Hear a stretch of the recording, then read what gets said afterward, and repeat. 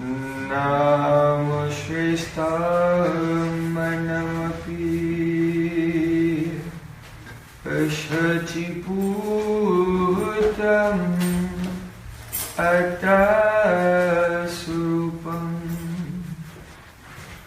Rupam Tasagrajamuri Puri Maturim Govatim Radha Kundamagiribaram Ahoradkamadvasam Rakto Yasya Praditakripaya Sri Gurum Tam Natosmi Gurave Gaurachandraya Radhikaya Tadai Krishnaya Krishna Bhaktaya Tad Bhaktaya Namo Namah Ananda Lila Maya Vigrahaya Hemabhadivyatschavi Sundaraya Tasmai Mahaprema Rasapradaya Chaitanya Chandraya Namo Namaste Chaitanya Chandraya Namo Namaste Chaitanya Chandraya Namo Namaste Sham Sundar Shikandashika Smrahas Murali Manohara Radhikarasika Mama Kripanidhe Supriya Chanakim Kurim Kuru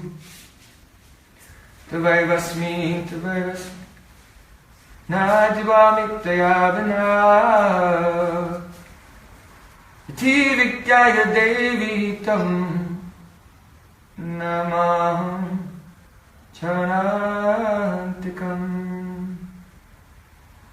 First of all, I offer my heart like so many flower petals, thousands and thousands of times, as an offering at the feet of my holy master, my supremely worshipable spiritual guru, Asmadeva Paramaradhatam Guru Pada Padma, and Nityalila Pravishta Om Vishnu Pada Shtotara Sata Shishimat Rupanugacharya Sila Bhakti-Vedanta Narayan Goswami Maharaj.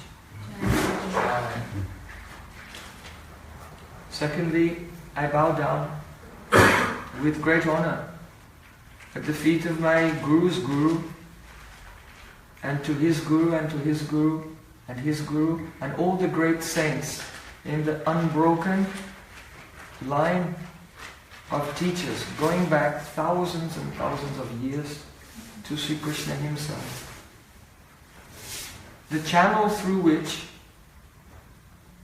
the current of the eternal immortal nectar of Bhakti-Yoga descends to this world right now on this very day. So I offer my pranam to them. And finally, I offer my pranam to all of you, my very dear brothers and sisters.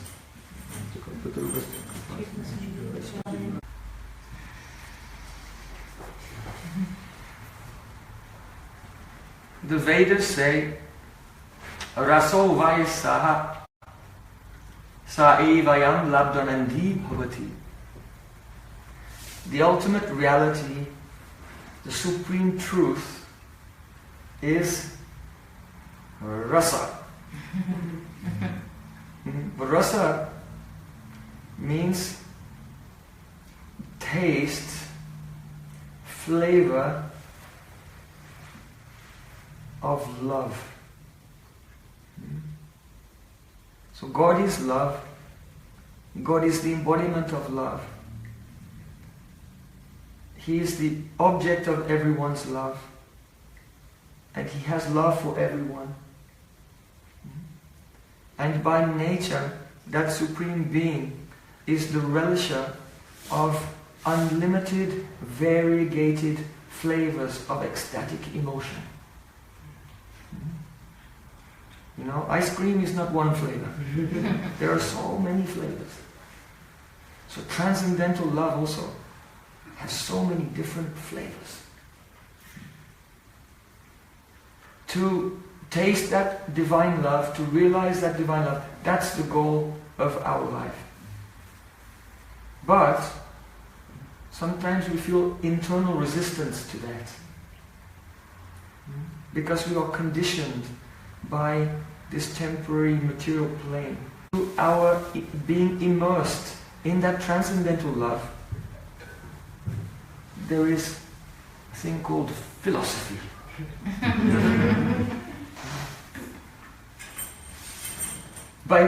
Hearing which we develop conviction, and our doubts in that realm, our doubts in the process to attain that realm, the doubts which hold us back from investing our full energy into realizing that realm, they're all removed.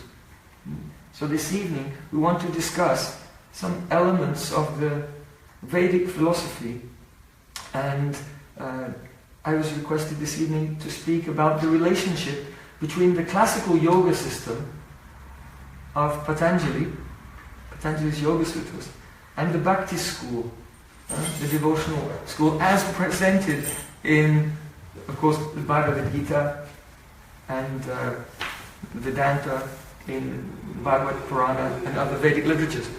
So that's my field of practice and study, the Bhakti tradition. But within the Bhakti tradition of Bhakti Vedanta, there is also a study of the Yoga Sutras, because Yoga Sutras constitutes one of the 6 classical systems of Vedic philosophy, which are essentially 6 different ways of looking at the world. And so a student of Vedanta, that means the conclusion of the Vedas, Bhakti, they don't go directly there, but they examine very carefully different perspectives, different ways of looking at the world. Just like when you do yoga, before you do a very demanding asana, you'll do some more preliminary stretches. So, the mature mind, it cannot accommodate the vast conception of transcendence.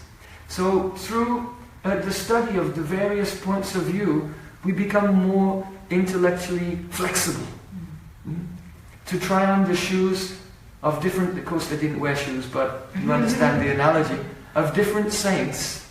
And in Vedanta there's a comparison, contrasting and comparing different points of view to identify their strengths and their weaknesses. The weaknesses are discarded and the strengths are synthesized, and what you're left with is Vedanta, the conclusion.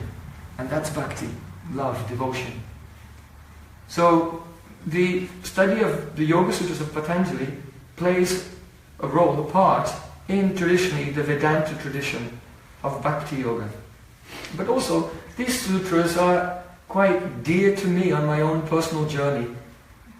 Because when I was 11 years old, I went to the shopping with my father, and we went in a bookshop, and when we came out, he said, "Oh, I've got a present for you." And he gave me a huge edition of the Yoga Sutras with a very extensive commentary when I was 11 years old. So, whatever, 37 years ago. So I've studied the Yoga Sutras for 37 years. Later, when I was 15, I began to study Bhagavad Gita. And when I left college, then I moved to India. So I spent 22 years in India. And but the Yoga Sutras has a place in my heart because it's something that I first came in contact with in my formative years. And that gave me a great fascination for understanding the potential of consciousness. Because we see that in modern day psychology, it mainly deals with neuroses and pathologies and things like that, kind of fixing things that went wrong to come to some arbitrary, utopian theoretical state of being normal. I never met that person yet. So, but the psychology of the Yoga Sutras doesn't deal with the negative aspect. Of course, it deals with how to become the negative aspect, but it looks at the excellent states of consciousness that are the potential of everyone. Everyone can have very astonishing and wonderful experience. Everyone can expand their consciousness and their awareness to most wonderful states, culminating in Prem, love of God. When I took a Diksha initiation from my spiritual master, very kindly, he gave me the name Prem Prayojan. The word Prayojan means the goal of life. Prem Prayojan means love is the goal of life. So very kindly, my spiritual master gave me that name so I don't forget. Can't forget what is the goal of life. So, this evening, let me just give a disclaimer and apologize beforehand. It's going to be a little bit demanding. Right? So just, you're all back at college now, and we're going to do some hard studies. So please give me your full attention. And I want to give you some tools which will be so helpful, be very helpful. I want to give you a key, some keys that you'll be able to apply in so many different situations, and many things about consciousness, about your yoga practice, about Vedic knowledge that you may be familiar with now, but are somewhat vague. With these keys, everything will become crystal clear. So, without further ado.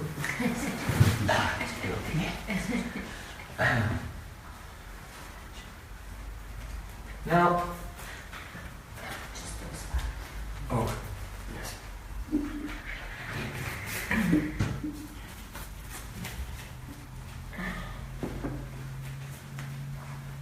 You're probably aware that the yoga system of Patanjali has a foundational metaphysics called Sankhya. Sankhya.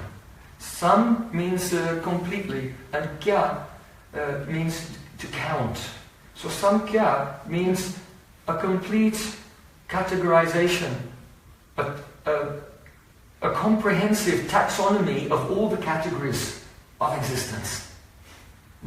So we can see the components of everything, how they fit together and how they function, and come together to make this thing called life. So that Sankhya philosophy, which is the foundation of the yoga system, is common to most of the principles are there in the Bhakti tradition, in the Vedanta tradition as well. So it will help you understand many things. So essentially, the idea is this. Begin at the top here.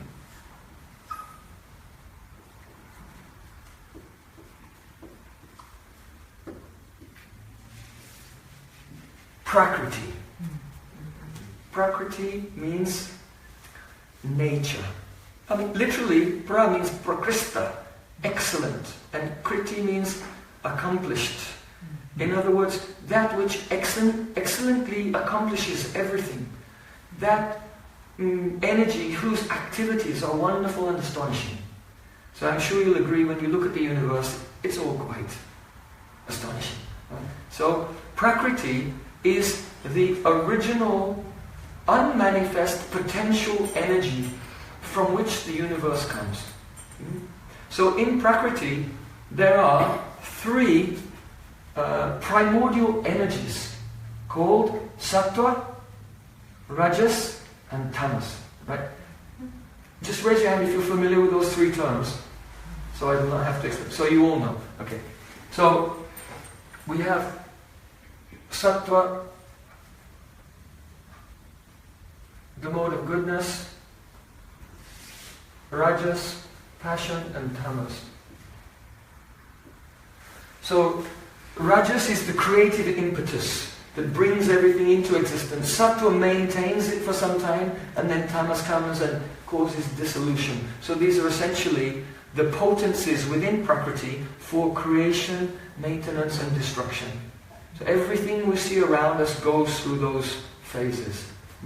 Now, before the manifestation of the universe, before the Big Bang if you like, Prakriti, these three energies are in equilibrium.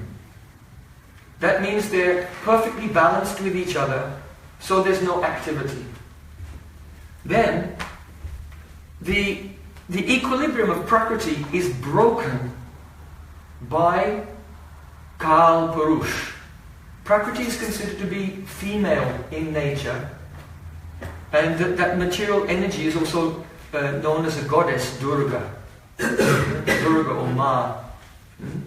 And the male counterpart of the female energy is Shiva. So Shiva is the Kal Purush. So when the male principle of time unites with the female principle of Prakriti, right, then there is the birth of the world. Like that. So perhaps you've seen Lord Shiva is worshipped in the form of the Shiv Ling. So the Shiv Ling is essentially the male genital and the female yoni uniting. That's Prakriti and Purush, or Shiva and Shakti, Shiva and Durga, from which that's the mother and father of the material world. So now when the equilibrium of Prakriti is broken, then the first element that manifests is called Mahat.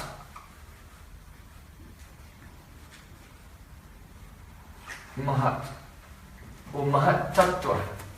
And the Mahat is a very fine, very subtle, luminous, illuminating, non-differentiated substance.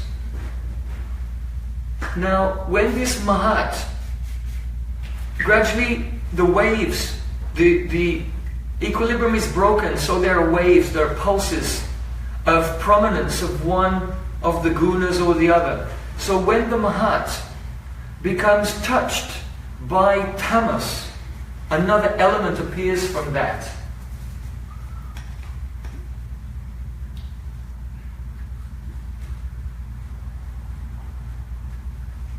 And that is called ahankar.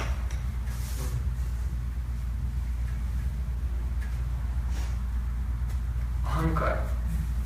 That is the element of ego. Now, just to give an illustration here, if you have milk and it's touched by a curdling agent like tamarind or lemon juice or yogurt, then what happens is the milk will all transform. Then if you churn that yogurt, it will transform again and become butter. Then if you heat that butter, it transforms again and becomes ghee. Now, from beginning to end, it's all the same thing, but it's evolving through different stages, and each stage has its own characteristics. Like milk will heat you, and yogurt will cool you down, and ghee will be a carrier for herbal medicine to reach the parts of your body it needs to reach in Ayurvedic medicine, and so on. So, even though we have one substance here, Prakriti, as it evolves, the evolutes of Prakriti have their own specific characteristics. So we have Prakriti, Mahat, Ahankar, ego, and then the portion of ego which is predominated more by sattva makes an element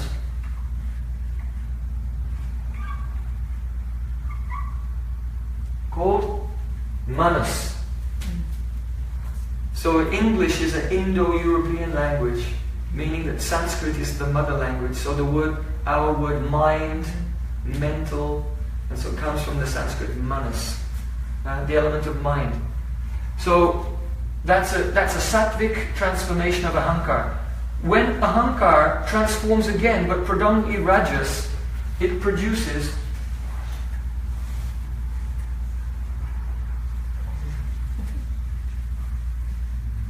buddhi, the element of intelligence. So, those of you who study the Yoga Sutras, you'll know that the buddhi has its various vrittis, such as praman, that is the valid cognition, you recognize something. Viparya, invalid cognition. You have an experience, but it's actually invalid. For example, right now, you may be feeling that you are this physical body. But we're not this physical body at all. We're spiritual beings, but we very much identify with it. So that's an example of invalid cognition, viparya. And then you have smriti, memory, and vikalpa, imagination, and nidra, sleep. So all these internal states that we experience, imagination, memory, sleep, valid cognition, invalid cognitions, they're all functions of the element of buddhi. And when the ahankar transforms, being predominated by tamas, trying to line everything up here so it makes sense. Right? Yeah? So then it produces the first of the gross elements, and that is called shabda.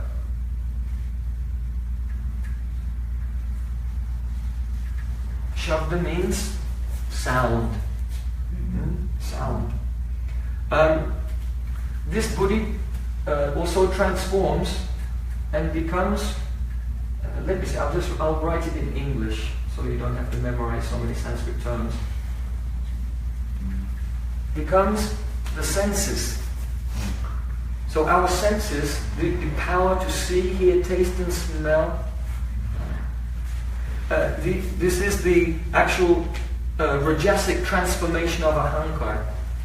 And these senses can detect the transformations, the tamasic transformations of ahankar, because from sound comes the five elements.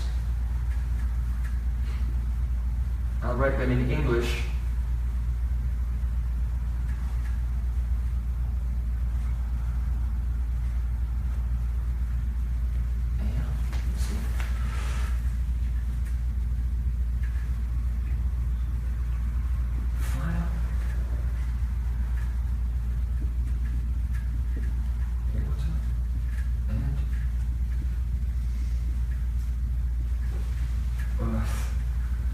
Okay, so there you are. The tamasic transformation of ahankar brings about sound, and from sound evolves the element of akash, space.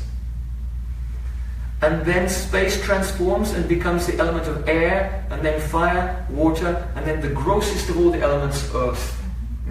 And so these, each one of the senses is connected to one of the elements. For example, the sense of hearing detects sound in space.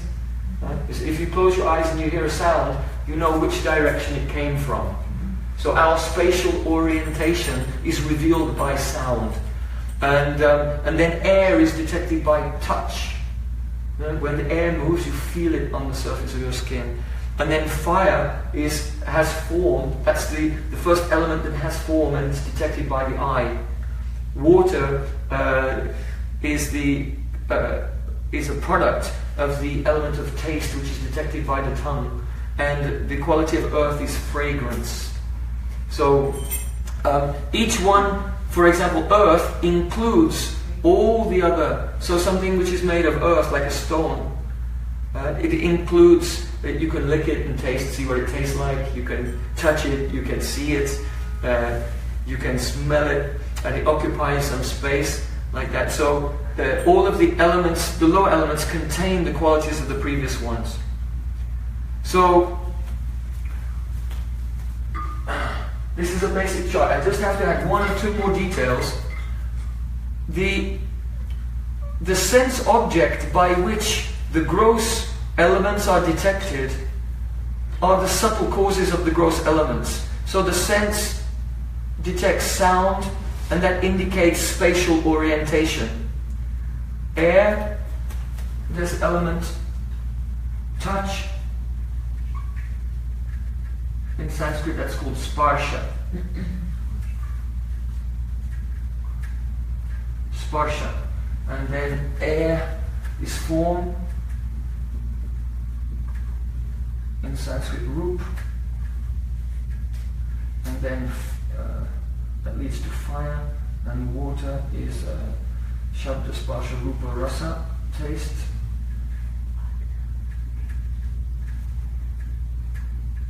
Taste, and then fragrance.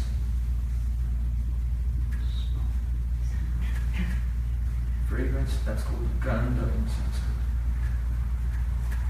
Yeah, okay. So let's see, we can put on the senses here. Hearing is connected to sound, and the skin, the tactile sense, to touch, the sight, to form, the tongue, to taste, and the nose, the olfactory sense, to fragrance. Okay, so there we have what is known as the evolutes of Prakriti, how from the total unmanifest Prakriti or material energy, by the touch of the time factor, the Kal Shakti, the equilibrium is broken, and then they develop these evolutes. And all these elements are combined together, mixed together by the interaction of the three gunas. Just like if you're making a soup. So you get some vegetables and some water and some salt and spices and everything. You mix it all together and you get the soup. So all these elements are mixed together by the interaction of the three gunas, and you get this soup called life. Right? So in the yoga system, in Vedanta, this is the basic key for understanding everything that's going on here. Now, ourselves, who we are none of this. And essentially, ignorance, the opposite of knowledge, the antithesis of knowledge, is to make the mistake of thinking that I am a part of this. You see? So for example, all these elements exist in the universe, but they also exist within our body. So our body is like a microcosm of the macrocosm, right? So in our body we have earth, we have water, we have some fire of digestion, and so on. And we have the element of mind. Our mind is that which is that aspect of our psychological body which engages in accepting things and rejecting things, our likes and dislikes, and so on. Then we have intelligence, our power of discrimination, and our functions of memory and imagination, and so on. And then we have ego, which localizes our consciousness and makes us see the world from one particular perspective, one particular point of view. It makes us see the world just from the vantage point of one body. So that's very limiting for us. Someone who's liberated from the bodily conception of life, they don't see the world from the vantage point of their limited body. And they don't see others in that way either. They give up a sense of proprietorship even over the body in which they've taken birth. They think, oh, everything belongs to God. This body belongs to God. My soul belongs to God. So it's said that a person will have to take birth again. In other words, if you have ego, you have to take birth again. The soul has to take another body, as long as the ego is persisting. So what is the sign that the ego is there or not there? So an example is given in the Bhagavad Purana that as long as you make a discrimination between your own stomach and the stomach of another being, you have to take birth again. You see? And this is why, let's say if you come to a holy festival, or you live in an ashram or a monastery in India, then what happens is, if there's a special day, usually you fast, right? And then at the end of the day or the next day, then there's a feast. So you've been fasting for a long time, And then all the guests come. And so then the residents of the monastery, they have to feed everyone else before they eat themselves. And so then you get this internal measurement or experience of how far you've progressed, to what degree you've overcome the ego when you're starving and you have to feed all these hundreds of people food, but you can't take any yourself. And then you'll see, are you still identifying with your belly? Are you making a difference between yourself and others? And that discrimination of trying to put ourselves before another person is in Sanskrit called dvesh, or envy. And the first principle in the Yoga Sutras is ahimsa. The general meaning of ahimsa is non-violence, but what it really means is to be completely free from envy. To not put yourself above others and before others. And prioritize yourself before others. And it said that all the other yams and niyams are actually just developments or different aspects or components of that ahimsa. Right? So a very central feature of all the yoga systems is overcoming the ego, the influence of this element of ahankara. Now, we were just discussing how this body is a microcosm of the macrocosm of the universe, right? So we can see how the senses are in this body, the mind, the intelligence, the ego, but what about Mahat?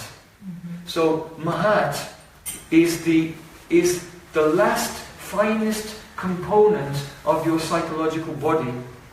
And when this element is in the universe, it's called Mahat. But when that element is in your body, then it's called, and you may have heard of this term before, Chitta. Chitta. And so in the yoga school and in the Vedanta school, because all the components of the psychological body are transformations of chitta, then chitta is used as an overall term for the whole psychological organ. Right? So, but chitta on itself, before it becomes contaminated and transforms into ego, is very, very fine. And so what a yoga system means to stop the vrittis, the oscillations of the chitta, so that these elements dissolve back into their causes and you're just left with chitta. And chitta, you can see your soul. Your soul is reflected. Just like if a mirror is covered in dust, then if you look, you just see the dust, you don't see yourself. So when the chitta is transformed into ego, mind and intelligence, the soul can't see himself. We don't know who we are. We identify with everything from here down. Right? And so yoga system, of course, the sutras begin Atha Yoga Anushashanam. Now there will be an explanation of the system of yoga. And then the first sutra we have, which is most important, Yogas Chitta Vritti Nirodha. Yoga means the restraint of the oscillations of the chitta. Why? Because the oscillations of chitta have made all of this, all these material coverings of the soul. So if we can, by some yogic means, it may be karma yoga, jnana yoga, ashtanga yoga, or Bhakti-Yoga, if we can slow down the oscillations within the chitta which have produced all of this, they will dissolve into they will resolve themselves into their causes and will be left with just the pure element of chitta, and we'll be able to then see who we are. So Patanjali describes that if the chitta is steady, then swarupavasthana, you are situated in your own true spiritual nature. But if not, then itaratra vritti swarupyam, which means if your chitta, your psychological organ, is in a state of turbulence, if there's oscillation there, then you'll identify with all the very nature of those oscillations is it produces all of these elements. You see? So that in a nutshell is the project of yoga. Yoga, for example, in Bhagavad Gita, Krishna says the same thing. Samatvam yoga uchate. Yoga means how to attain the state of equilibrium of the psychological organ so we can get a clear picture of who we are. It's just like if you look at in the surface of a lake. If the lake is still, you can see a reflection in it. But if the surface of the water is disturbed, then you kind of see yourself, but it's all, all distorted. So, as long as our chitta, our psychological organ, the psychological body is in a state of fluctuation, as long as it's oscillating, our entire perception of reality is completely distorted. Completely distorted. And the fundamental distortion is Dehatma Buddhi, identification with the physical body. And so we think that we're male or female or young or old or black or white or whatever. We can have so many designations. They're growing day by day. How many genders do we have now? Right. 20. So this body identification is a product of a disturbed mind, essentially. So if we can bring the mind to a state of peacefulness, we can discover our true spiritual nature. And the different types of yoga are meant to facilitate that. Okay? So, now, if you can really, everyone, please try to learn this chart, really have it in your mind, and so you know your way around, just like you know your way around the streets of Boston. Right? And then, when you're familiar with it, thoroughly familiar with it, now you can use this to understand everything in this world, basically. Everything that's going on in this world. And specifically, you will need this to understand what Patanjali is describing in the sutras, in the Yoga Sutras. So, now, who has studied a little bit, at least the Yoga Sutras? Okay? Little, okay. So, I'd like to move on to another topic. After some time, it's going to get really easy. We're very relaxing, but I'm making it work in the beginning. Because, you know, according to Ayurveda, when you eat a meal, you take a meal, there are 6 different flavors of food. And you have to taste them in a particular order. And if you taste the flavors of the food in that particular order, that will be the best for your health and for your digestion. So the first flavor you have to taste is bitter. Bitter. That is the Karela, the bitter lemon, bitter melon. You eat that's called the sukta first. You eat the bitter things first. It increases your digestive power. So we're going to move on to the sweeter things later, but right now it's going to be a bit bitter, so just, I know it's late, just stay with me. There is a method in my madness. So just place your trust in me for a few moments, and we'll see where it's taking us. Okay. Now, who's heard of the things called Yoga Siddhis? Right, Yoga Siddhis? Mystic powers. Well, what's that? Is it magic? Is it voodoo? Boo-boo-boo-boo? Is it, you know? Or is there some scientific foundation for it? How it works? So yes, there is. Of course, people become very attractive to mystic powers. They think, oh, if I could become a mystic and, you know, I could produce ashes in the palm of my hand, I could get thousands of followers. Like that. So people do become attracted to mystical powers like that. But in the Bhakti tradition and in Patanjali's yoga tradition, they're just considered to be distractions. They distract you from the truth. In other words, when you do a yoga sadhana, as you're advancing, these siddhis, these perfections, they come to you and they try to tempt you away from your goal.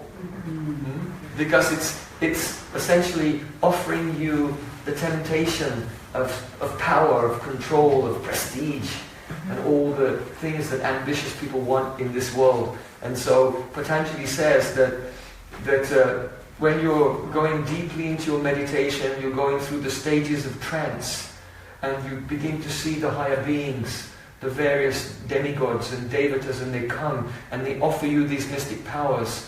Right? So then you could think, wow, I'm progressing, I've gone up to the next stage, you see all the gods are giving me powers and everything.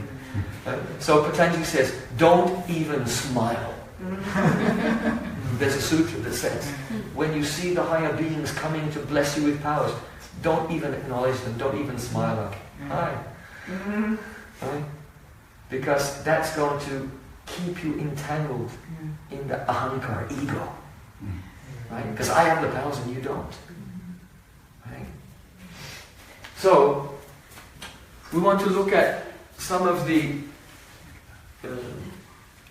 metaphysics involved in the development of the powers, the siddhis, and then see how that relates to Bhakti-Yoga. Okay? So, when we speak about oscillations of the mind, in the Yoga Sutras there's a spectrum from very tamasic and disturbed mind up to the fully peaceful mind. So do you remember what the stages are? Huh? The paths? No, the spectrum of oscillation of mind. So the very disturbed mind, the mind which is overwhelmed by tamas, that's called mudha. Mudha, it means, when you're so tired and you just go into a deep sleep and you just lose everything. Mudha, a completely senseless state. And then after you've rested for some time, then what happens? You wake up and there's still some tamas there, and so that's when people then would feel like, I really need a cappuccino. Shower. A shower, right? Yes. That's what the sattvic people think. But the rajasic people think I need a coffee. How about both? That's a mixture of sattva and rajas. Okay. So the stage of the mind where it's not dull, but it's kind of energetic, but going here and there, not focused. That's called the stage of kshipta. Kshipta. Yeah, but I'll just write them here to help. You have the first stage, mudha, which is tamasic, and then kshipta literally means thrown here and there. Like attention deficit disorder. When you go online and you've got like 20 tabs open at the same time. So that's kshipta. Super normal. These days it's normal. With the help of technology, human beings now have the attention span of a grasshopper. Just see how far we've advanced. Okay, so let's shift that. Then, now, if a person has a daily sadhana and they're trying to be concentrated, and they come to a stage where they're mainly focused but they're occasionally distracted, that stage is called vikshipta. Vikshipta. And that is the stage of occasionally distracted. Now, if a person practices their daily meditations, their prayers, and the mind becomes, you see, this is tamas, this is rajas, this is sattva with a touch of rajas, which is making the unsteadiness. So when the mind becomes almost completely sattvic, it cannot be completely sattvic because they're never separated from each other, but predominantly sattvic, then the stage comes called ekagra. Eka means one, and agra means point, so it means one-pointed, focused, like a laser. If you take a magnifying glass and the rays of the sun become focused on one point, they become very powerful. So in the same way, when your mind becomes ekagra, one-pointed, it becomes an extremely powerful, materially speaking, an extremely powerful instrument. So that's ekagra. And then the last stage, when all oscillation of the mind is completely checked, restrained, that is nirodha. So yogas, chitta, vritti, nirodha, the complete restraint of all fluctuations of the mind. Now, according to Patanjali, these two stages are called yoga, actually. These two, until we come to that stage, we're not actually doing yoga. These two, and there's a reason for that, and the reason is this. that as soon as you enter into the stage of ekagra, now you become independent from the forces of your, not fully, but by and large, you become independent or free from the forces of your own samskars. Samskars means impressions. We've all had many experiences in previous lives and this life, and the totality of those impressions, they're all stored in the chitta, in the subconscious mind, and they're dictating our activities. You see? The choices that we think that we're making choices in real time. We're thinking that we wake up and think, what will I do today? And we have a desire. So we feel as if we're independent. But everything is being dictated by the sanskars, the impressions in our chitta. You see? For example, if you have, if in a previous life you've had a relationship with a particular kind of person, maybe a person who was tall or fat or something like that, and you had a good experience, then in this life, when you meet someone who physically resembles a person with whom you've had a good experience in the past, you just click with that person, because it awakens that sanskar from, it triggers the sanskar from your subconscious mind, it comes into the conscious mind, and then you say, I want this, I like this. And it works the other way around. If you've had a bad experience with something, then when you come into a situation that resembles that again, it triggers that impression in the subconscious mind, it comes to the conscious mind and says, I don't like this. So what we're calling, what we think is our independence, our free will, our likes and dislikes, and the soul is asleep in complete ignorance and kind of undergoing the dream of identification with this flow of karma. You see? And as long as a person, their life is oscillating, and most people, their life is basically going up and down between, you know, they're asleep, they wake up, they run around, they try to concentrate the day before their exam, and then they go back to being distracted again. And so they're oscillating between these three. As long as you're oscillating between these three, then you're just in the flow of karma, and your destiny is already written by your past activities. Right? So yoga means to disengage with your written destiny of karma and become liberated from the material existence. So that breaking down of the control of your previous impressions won't take place until ekagrata comes. And by every day when you spend some time in that state of meditation, that state of ekagrata, what it does is it makes new impressions of stillness, of peace, of knowledge, of being situated not with an ego in the physical body, but with the pure ego of the soul. And those impressions begin to override your material impressions. And in this way you gradually become free from karma until you're ultimately liberated. You become a mukta purush, a liberated soul. So these are the 5 stages of the mind. These 2 are called yoga, and yoga in Patanjali's Yoga Sutras is synonymous with samadhi or trance. And so that's why the first pada is called samadhi pada, because yoga means trance. And trance has 2 levels, ekagra and nirodha. So that's why they're both called yoga. Okay. Is everyone on board? Are we all together? No confusion? Can we turn the page and go to the next level now? Yeah. You see, it's very, very scientific, and it has to be built up in layers. Our education in this, it has to be built up in layers. Otherwise, there will be confusion. So if you learn this, if you study it and you learn it very carefully in the layers, you'll be able to enter, you'll be able to penetrate such wonderful mysteries of life, first theoretically, and then by your own direct experience in your practice as well.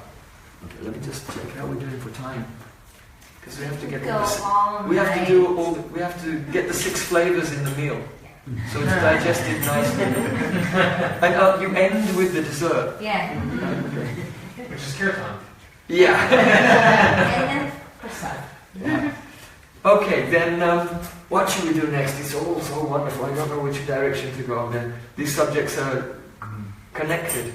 Okay, I'm going to discuss now. Of course, these two, they're two types of trance. But the first type is called Sampragyata Samadhi, and the second type is called Asampragyata Samadhi. The difference is that in Sampragyata Samadhi, there's an experience of subject and object. You're the subject and there's an object that you're experiencing.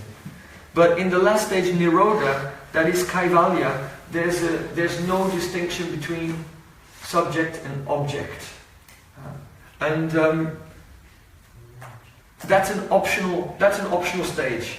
Because sometimes when the yogis come to this stage, then they go into Bhakti-Yoga in order to maintain their individual spiritual existence in a state beyond liberation, actually. We'll come to that later. But what I want to look at tonight, because it's extremely interesting, is the 4 stages of Sampragyata Samadhi. So we speak about Samadhi trance, but there are actually 4 stages of Asampragyata Samadhi, and then 1 stage of Nirodha. Asampragyata Samadhi, sorry. 4 stages of Sampragyata Samadhi. So let's have a look at them and discover what they really mean. Perhaps some of you have studied the Yoga Sutras. Are you a little bit familiar with the stages of Samadhi? You have Savitarka, Nirvitarka, Savichara, Nirvichara, Sananda, and Sasmita. No? No one got that far? Okay. Okay, we're going into the deep waters now. So far we've been paddling in the kiddies pool. Right? So now we're going to the Olympic pool. And up to the high dive.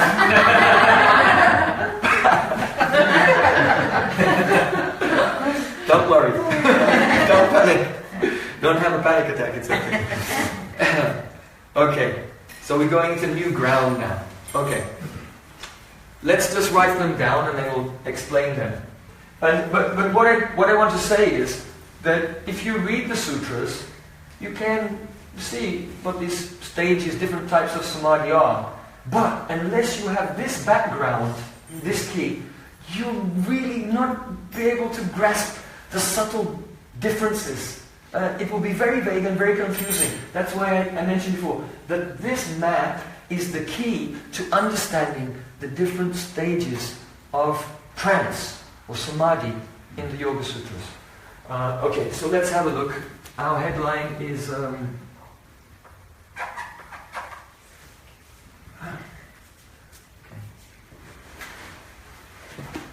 try this one. Sampragyata Samadhi.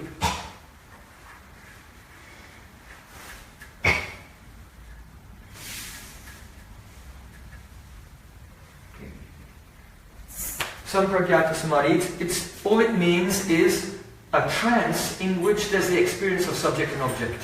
So it's not complicated. Now, there are 4 levels, and the first 2 also divided into a couple of stages. So we have 1, Sa Vitarka, and then Nirvitarka.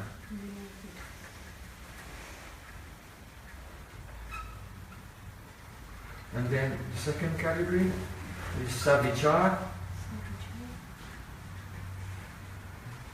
and Nirvichara.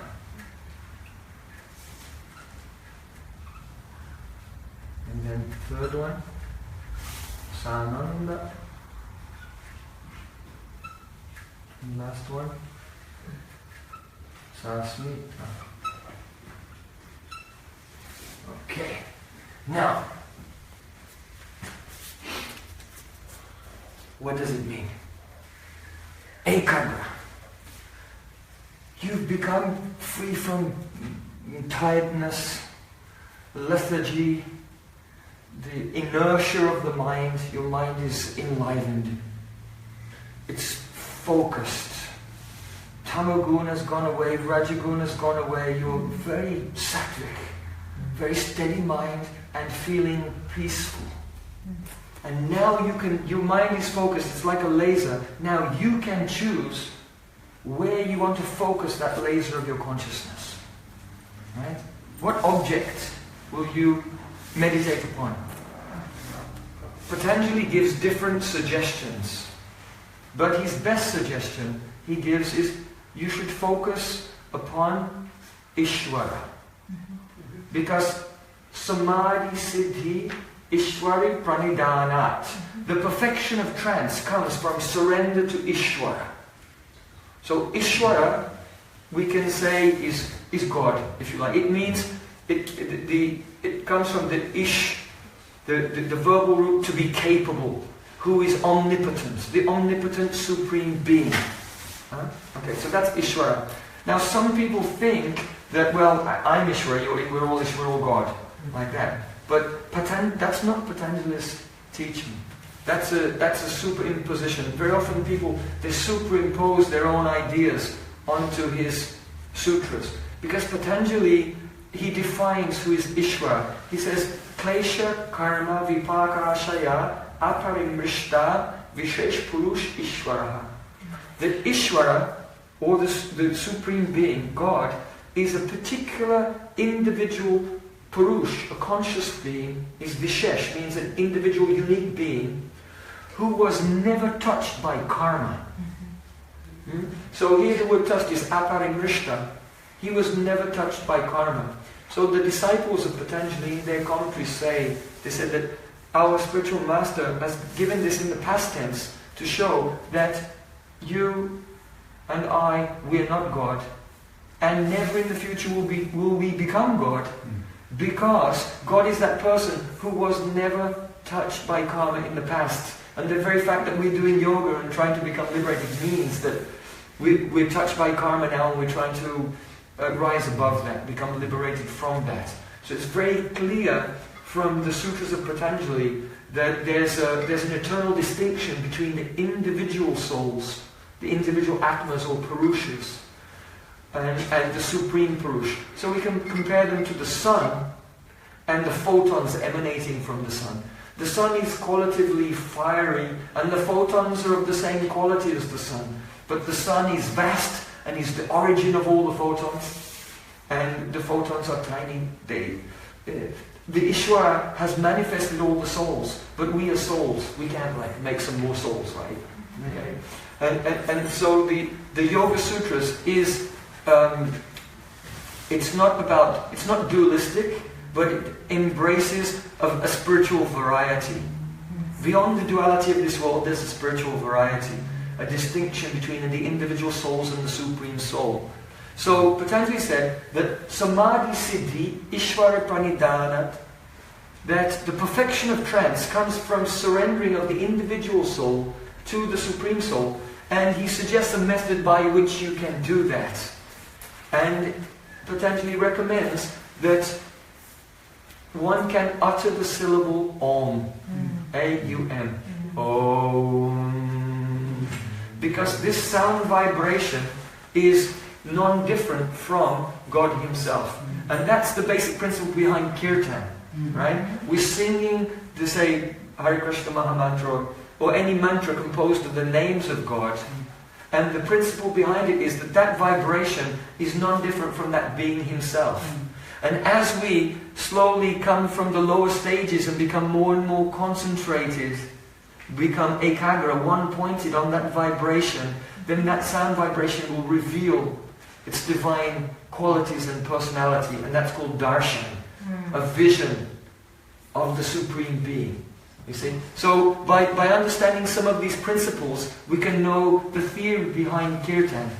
It's not like a sing-along where we all get together and whatever, drink some cider. Karaoke. Yeah, it's no karaoke. It's a very, Kirtan is the supreme, most powerful, most potential yoga practice that there is, actually. So Patanjali recommends the meditation on the vibration of the name of God, he uses the word Om. Now Om is a bij. It's a bij mantra. That means a seed mantra. So from a seed can grow a tree. And from a tree comes a fruit. So according to the Vedas, it said, Madaram Madaram Etan Mangalam Mangalanam Sakaman Nigabhan Visatpalam Chitsurupam. The name of Krishna, the Maha Mantra, is like the fruit which grew on the tree of the Vedas. So in a seed, there's not much taste. In the trunk and the branches, there's not much taste. But all the flavor which is there but inaccessible becomes collected in the fruit. And so the name of Krishna, the Maha Mantra that we sing, is called the Rasatmik Roop of Om. Om is the seed, and when that seed manifests a juicy, tasty, delicious fruit, by which they can enliven us with different flavors of love, then that Om becomes Krishna, the vibration of Krishna. So these are some of the elements of the theory behind Kirtan.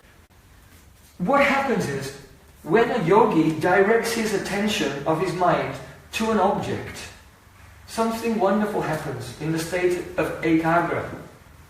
You develop a quality or a skill called samapati. Samapati, I'll just write that there. Samapati. Samapati means that your chitta transforms and becomes the very object that you're meditating on. I'll just make a little digression that's interesting. By understanding this, you can understand the mechanics of your own perception. Think about it. How do you perceive things? How do you see things? What happens is, there's a real world object which is made of these elements. So one of your senses, one or more of your senses detects it. And then sends that signal all the way up into the chitta. Now the chitta is very responsive, and it makes a facsimile or an image of the thing that your sense touched. Just like if you put a cell phone in camera mode, if you pointed at something, what's in front is now reproduced on this screen. Right? You pointed at something, at a tree, and you see a tree right here. Because what happens, the light comes in, and then the pixels on the screen, they transform and they make a facsimile or an image of what's out there. Right? So, essentially, the chitta is like your screen.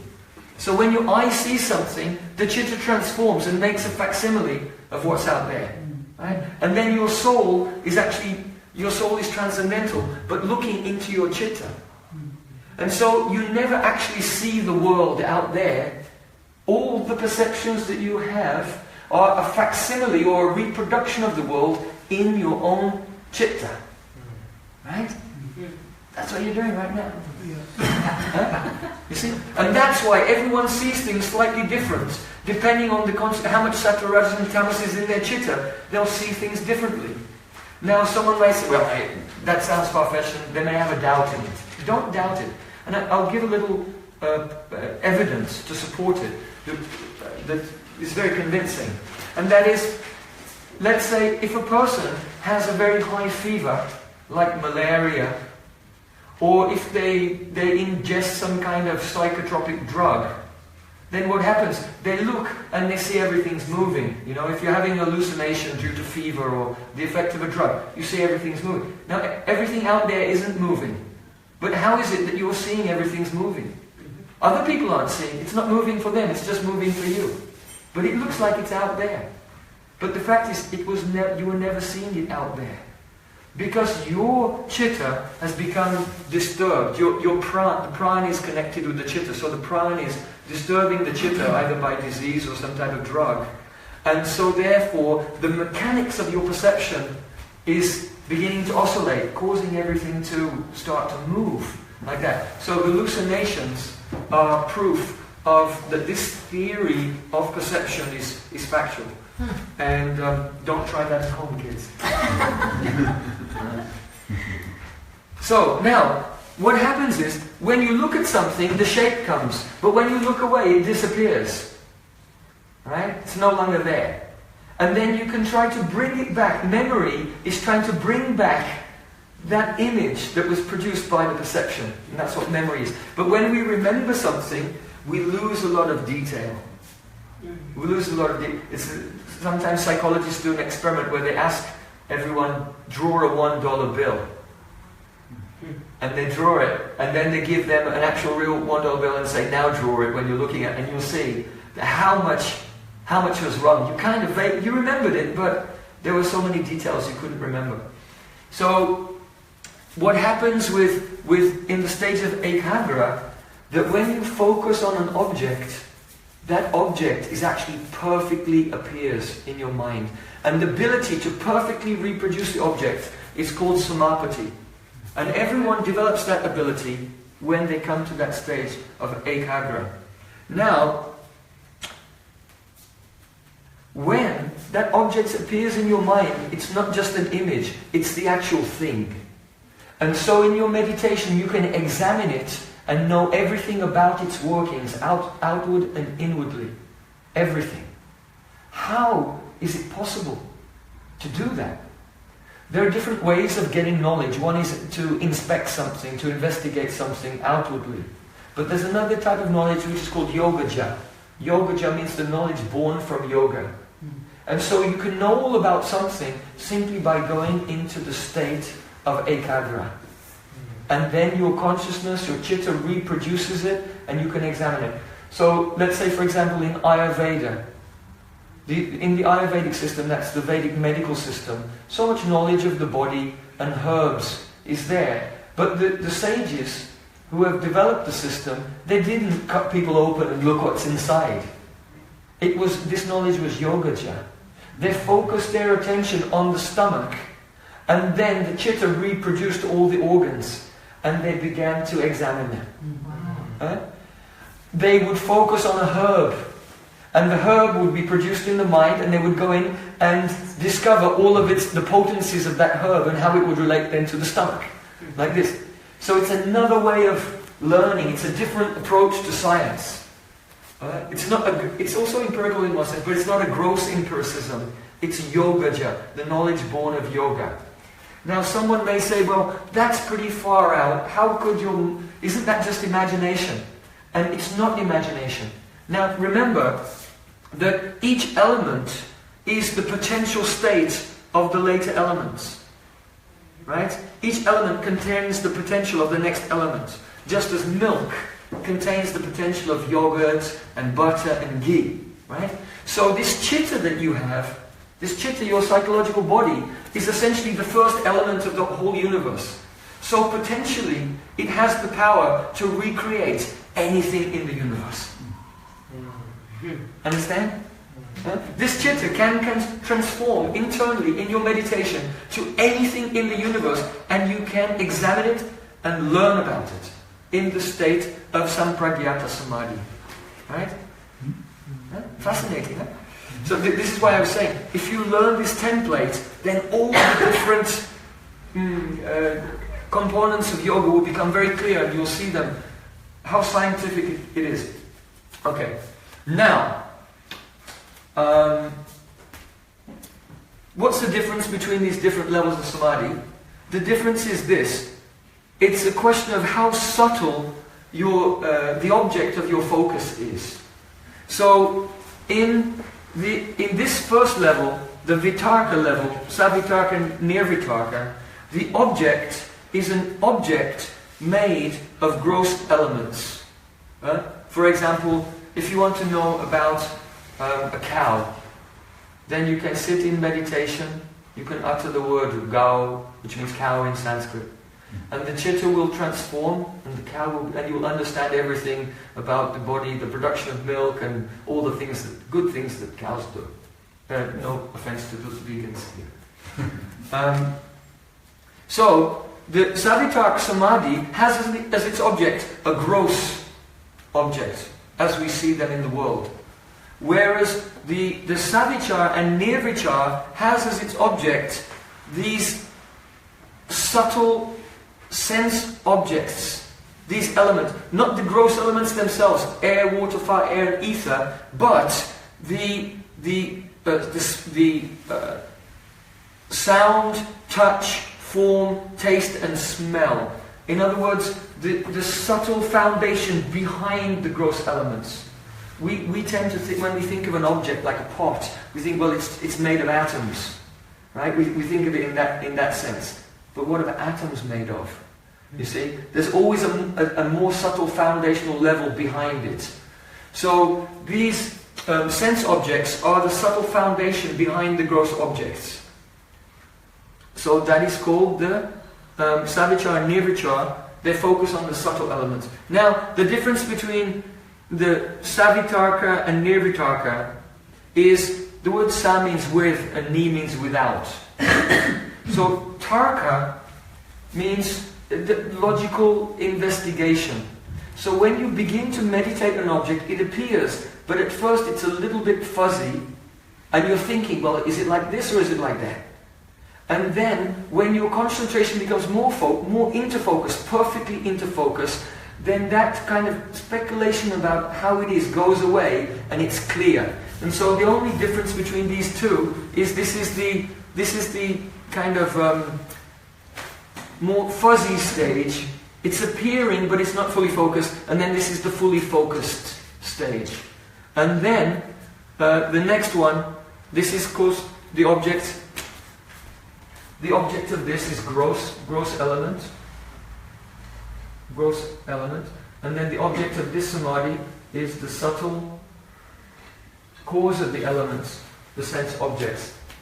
So then, the next level of samadhi is that you focus your consciousness not on the things that you can perceive, but on the mechanics of perception itself. In other words, you're moving away from the tamasic transformations of ego to the actual mechanics of the senses themselves. You're going towards the rajasic transformation of ego here. So it's very interesting. In Vedanta, our senses are actually very subtle atoms. They're 5 atoms, and they're situated around the soul in the heart chakra. There's an atom of sight, form, taste, smell. They're 5 like this. And they have within them some rajas. So rajas is a kriya shakti, it's a power of action. Now what happens is, air is a gross element. For the yogis, this point is important. Air is a gross element, and it's dead. It cannot move, it cannot do anything. But when the air is electrified by the kriya shakti, the active potency in that sense atom, it starts to move. And that's called pran.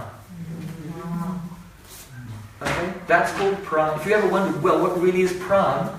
Pran is the air element which is inert, it doesn't move, but it's moving now because it's become electrified or animated by the kriya shakti, the potency of passion of action, which is present in the atoms of the senses. And so then what happens is that pran, carrying that shakti, starts to move around the body through the nadi system.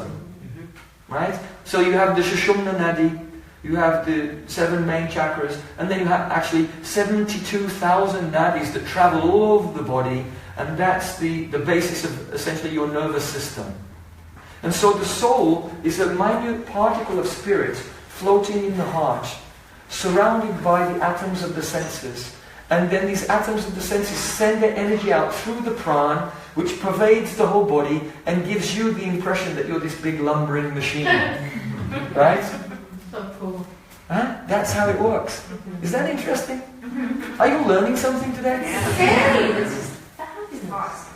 Fascinating. I know I'm cramming it a little bit, it's a little bit fast, but maybe take a photo of this and listen to the recording afterwards. Just go over it a few times so you really get it, you know. And to be in clear consciousness means to be aware of this. how it's all working. That's clear consciousness, to be aware of how this is going on. And if we're not aware of how this is going on, we're basically like a beast of burden, just standing in the field chewing the cud. Really, right? What's the difference? What's the difference? If we just identify with the body, we're not really aware of the components of reality. So, I love this stuff, don't you? Yeah. Okay, so now, in Sananda, you're not focused on the things of the world, but you're looking at the actual mechanics of how you experience the things. And in that stage, the whole illusion of life comes crashing down. It comes crashing down. You see? Now your consciousness is so sattvic that the illusions are just dropped. For example, let's say if there's a yogi and sees a very beautiful woman walking by, right? A Victoria's Secret model, right? She's walking past. What does he see? He sees basically a kind of carbon-based organism there, a skeleton, the bones, maybe made of calcium, and it's stuffed with some urine and some mucus and some blood and some fat, right? It's all wrapped with some hair and fingernails like that, and that's kind of like, and the three gunas are moving it, and this kind of like mechanical puppet thing is just, And there's a soul floating on the prawn in that machine, thinking, I'm a beautiful woman, like this, completely an illusion. So the yogi is looking and seeing what's really there, because his mind is sattvic, so the illusions have dropped. Right? But then if there's a young man who's rajasic, he's thinking, wow, and maybe she'll give me her phone number or something, and he'll approach. He sees there a potential for a relationship or some enjoyment or whatever, just a hookup or something, So because he's identifying with his body, he's identifying with that body, and he becomes overwhelmed with desires. His chitta is fluctuating, all these attachments are coming, completely an illusion. So he's in rajas. Now let's take someone in tamas, completely in tamas, like perhaps a wolf. So the wolf sees her coming and thinks, dinner.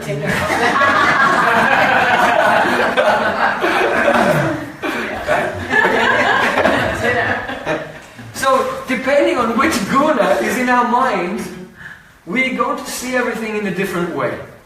So what we're trying to do tonight is really, we have to be moving up there, at least into sattva, so all the illusions can drop and we can see what's really. And when we see what's really there, it's like, ugh. And the attraction for it goes away, so we can turn our attraction towards the spiritual life, the attainment of our eternal loving relationship with the Supreme Being. You see? Okay, so in the state of Sananda, you see how your senses are cheating you, and then you become full of bliss. People think that happiness is in finding something to enjoy. No, because you're trying to find something to enjoy, that's why you're not happy. Actually. When you become self-situated, you become self-satisfied, you become free from all hankering, you automatically become Sananda, means with joy. Sa-ananda, with joy. Right? And it's a sattvic, it's a very high, but it's a sattvic joy. It's not yet transcendental, but it's a pretty high level enjoyment compared to anything else that common people consider to be a source of happiness in this world. And then the last stage is that you move the focus even further away from the senses, and you just come to the chitta. You even go beyond the hankar, and you come to the chitta, and you see the chitta, the foundation of all your worldly experiences, and there just remains this sense of subject and object. I am the spiritual subject, and I am seeing this. I've come to the finest element. Now, now some yogic fun begins. What happens is, if you focus on some of these levels, these earlier levels of samadhi, and you produce that object, your consciousness produces it, you imbibe the qualities of that object. So, for example, if in the state of nirvitaka samadhi, the object of your laser-like focus is the element of air, then your consciousness transforms, becomes identical with the air element, and you imbibe that, and it flows through you, and you begin to float into the air and levitate. So that's how the siddhi of levitation comes about. You see? Now you could turn your focus onto your chitta and look at the impressions which are there of past lives. So you can look inside and then discover one by one who you were in your previous life, the life before that, the life before that, and so on. So all the different siddhis, the mystic powers, are simply byproducts that come in the stage of nirvitarka and nirvichar samadhi, depending on which is the object of your focus. So that's the principle behind the yoga siddhis.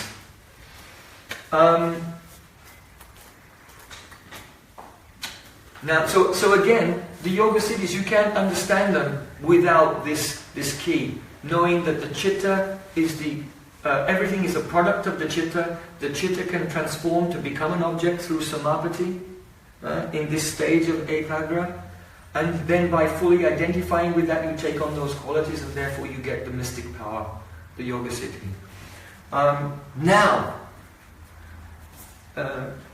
How does this relate to Bhakti-Yoga?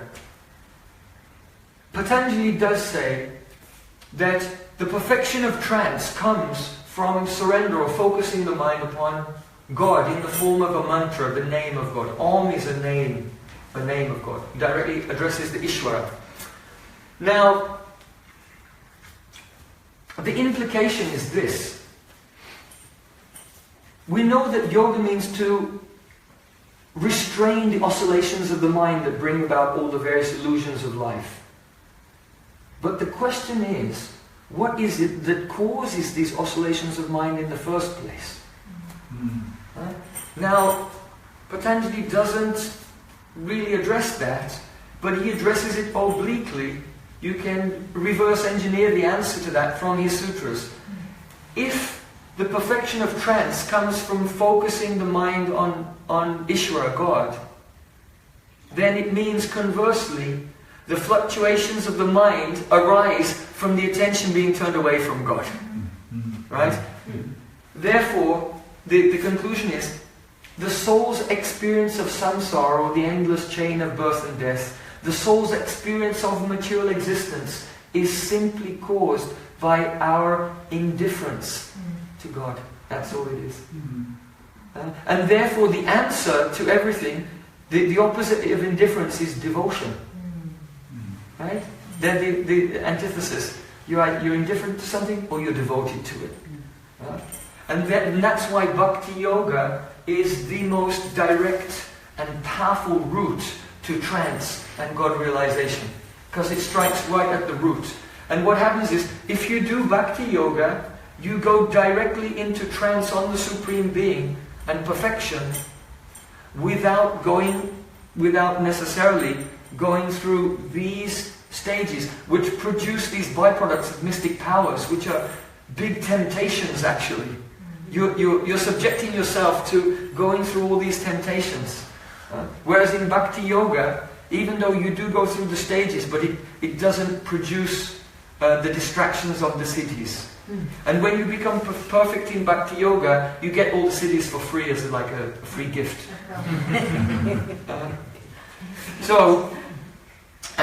Then that's why Bhakti-Yoga is so powerful and direct means. Now, I want to, just as a final philosophical point before we have the dessert, look at how far are we from realization of Krishna. Krishna means God inside. Krishna means bliss. Krishna means existence. Krishna means existence and attractiveness. And na means bliss. So that person who is the embodiment of attraction, beauty and joy, in Sanskrit is addressed by the name Krishna. It's a beautiful word, Krishna. It's very interesting. In the Oxford English Dictionary there's a word, and the definition is impelling beauty that inspires devotion. Okay, this is like a crossword puzzle, right? Okay. The definition: impelling beauty that inspires devotion. What is that word in English? English word. Impelling beauty that something so beautiful, when you see it, you just fall head over heels in love and devotee. What is that word in English? Countdown.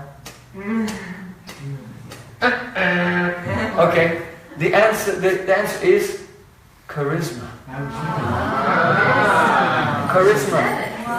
And because Sanskrit is the root of, it's the same in English, Italian, French, German, Russian, Greek. It's the same in every language, charisma. And it comes from Krishna. Charisma. Beauty, that impelling beauty that just catches you and you just become devoted. Wow. Nice? Yeah. Hare charisma. Yeah. My hair's just standing. Just thinking on it. Courage. Okay.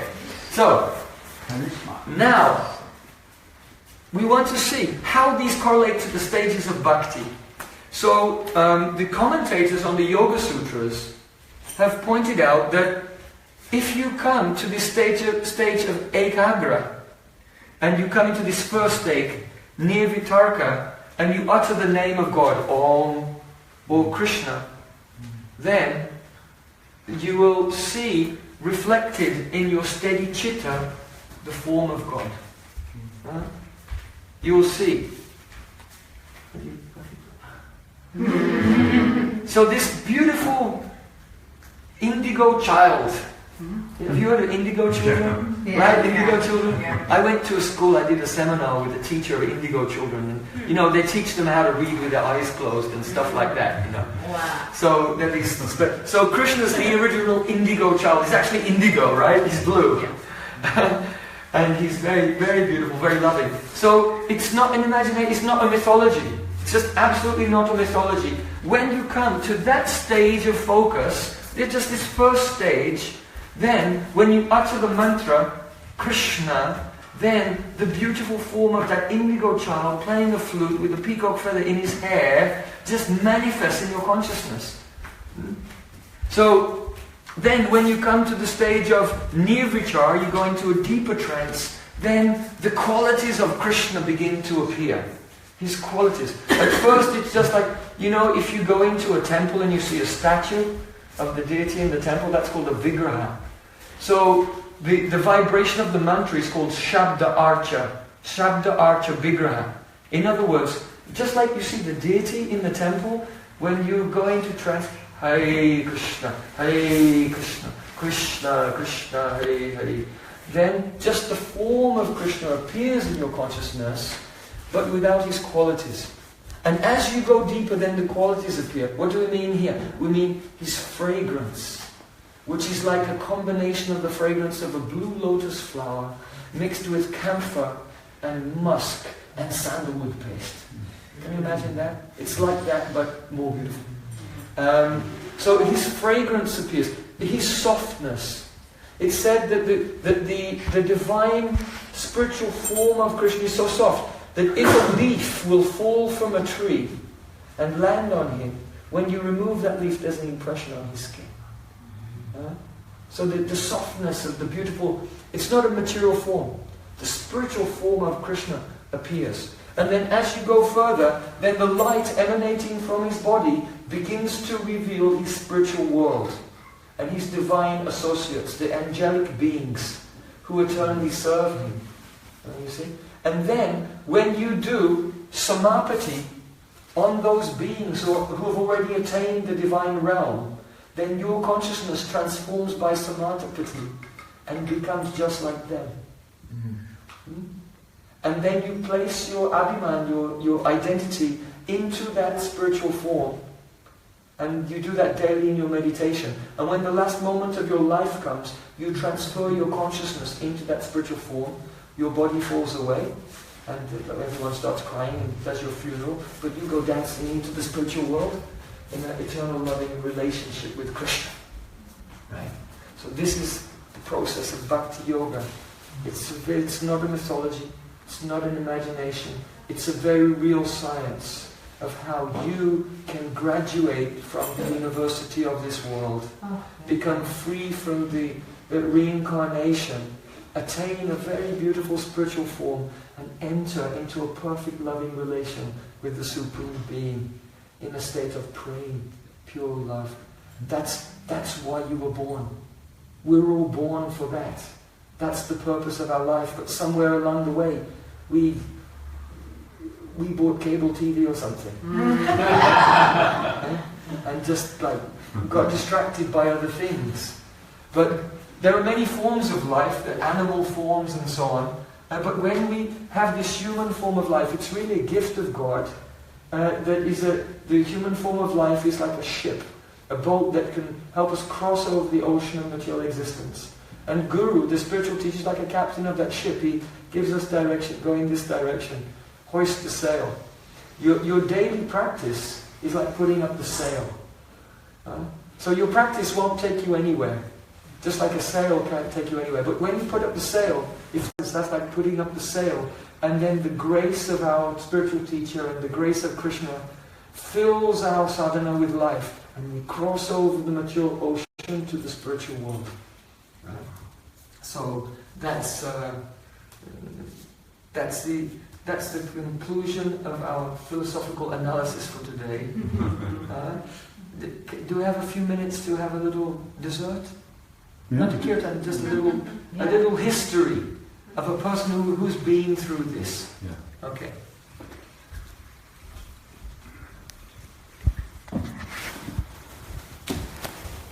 In India, just a few hundred years ago, there was a tycoon, a businessman, very successful. His name was Lala Babu. Babu means like tycoon, right? Lala Babu. And actually in his business he had a rival. His name was Jagannath Seth. And their rivalry was very intense. It was like Apple and IBM. Like, it was like iPhone and Android or whatever. Like that, it was an intense business competition. And it was ruthless. They were sworn enemies of each other. But gradually the years went by, and Lala Babu, one evening, he was taking a walk on the bank of the Ganges River in Bengal. And there was a boatman there, and evening was coming, the sun was about to set. And the boatman was eager to go home and be with his family. So he called out, he said, "The sun is setting. If you want to cross over, this is your last chance." Because it was the last time that he would take anyone across the river. So Lala Babu was walking and he was in a philosophical mood. And when he heard this voice, "The sun is setting, if you want to cross over, this is your last chance," it was as if God himself was speaking to him.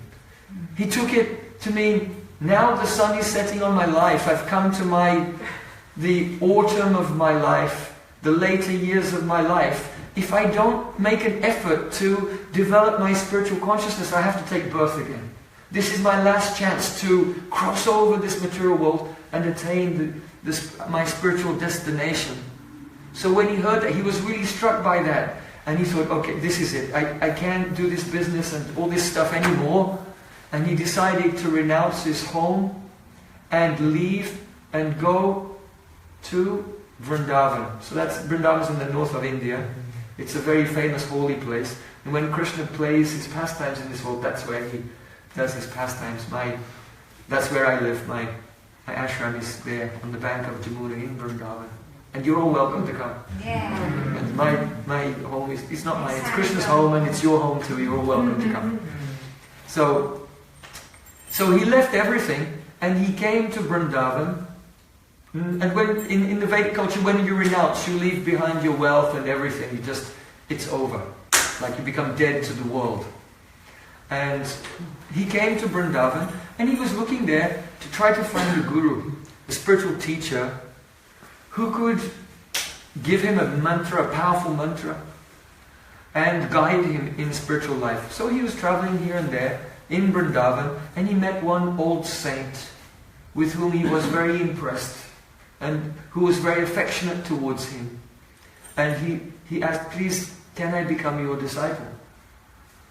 So the spiritual master, he tested him for some time, and then he gave him initiation. So he gave him a mala, it's called a japa mala, with 108 beads. And he told him to take bath in the river. He gave him a tilak. It's a part of the initiation process. And he whispered the Maha Mantra in his right ear. Hare Krishna. Hare Krishna. Krishna Krishna. Hare Hare. Hare Ram. Hare Ram. Ram Ram. Hare Hare. He said, without any pride, without any ego at all, without making any plan for the future, for tomorrow or the next day, I want you to live your life completely dependent upon the grace of God. You should live by begging. And I want you to systematically, each day, you should wake up early in the morning, take bath, become refreshed, put on your tilak, take your japamala, become absorbed in the mantra of the names of Krishna. And then after chanting for 5-6 hours or so, then you should go out and knock on a few doors and ask, Bhavan Bhiksham Dehi, oh kind sir, kindly give me alms. And whatever they give you, whatever, a chapati, the bread or some rice or some fruit, just take that as the grace of God, offer it to Krishna, take prasadam, and live in this simple way. Just meditation. And begging is, when the spiritual master tells the disciple to live by begging, it's to reduce the ego. Because it's very humiliating. If you're a tycoon one day, right? And now you become a beggar. And so that helps reduce this ahankar, so you can get to the chitta and to the soul. Okay? So he told him, and you should go gradually to every house in Vrindavan and chant, practice every day. So he did this for some time, and some years went by, and he was chanting, but the internal realization wasn't coming. He was becoming focused, but the form of the beauty of Krishna, the mantra was not revealing itself to him. So he went back to his guru, and he said, Gurudev, I am trying to follow your instructions, but there seems to be some obstacle. And I'm not having a breakthrough, and realization is not coming to me. What should I do? His guru said, you are not following my instruction.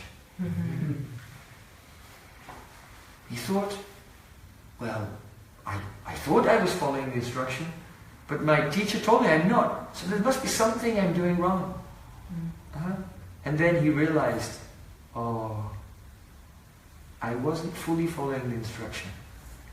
Why? After some time, his old enemy, his old business rival, also became inspired to leave his home in Bengal, and he made a little house in Vrindavan. And so Lala Babu every day would go and beg, and he went to each house, but he never went to that house. I'm not going to that house. It's that guy,